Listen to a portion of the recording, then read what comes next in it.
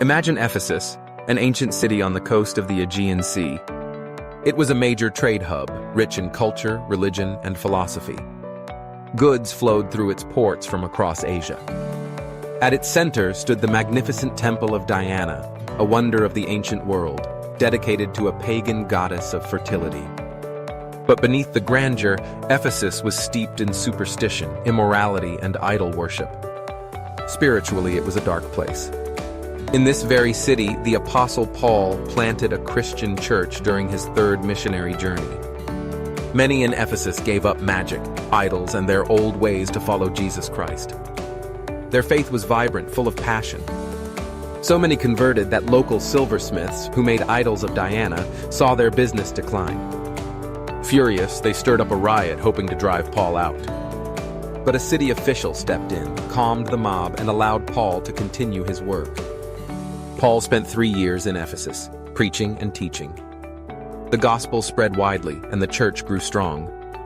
Later, in a letter recorded in Revelation, Jesus addressed this church.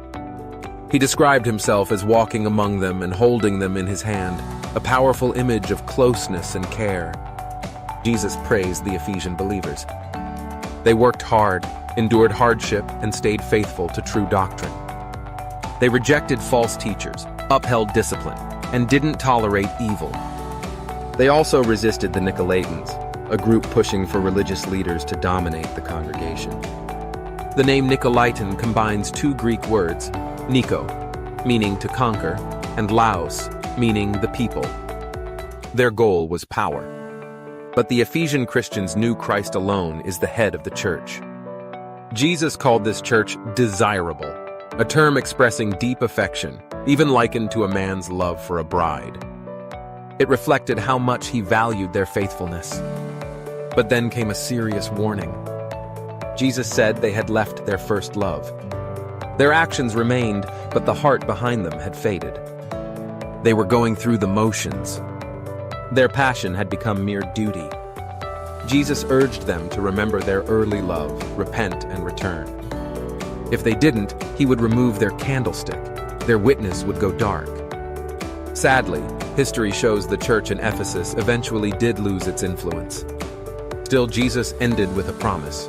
Those who overcome would eat from the tree of life in God's eternal home. The story of the Ephesian church mirrors the first-century Christian church as a whole. In the beginning, the church was full of love and unity. At Pentecost, thousands believed, were baptized, and joined a vibrant community. They shared generously, prayed fervently, and preached boldly, even under persecution. But over time, that fire began to fade. Some believers became worldly. False teachers appeared.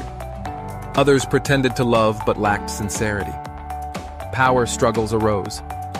Yet through it all, a faithful few remained, those who truly loved God and stayed the course.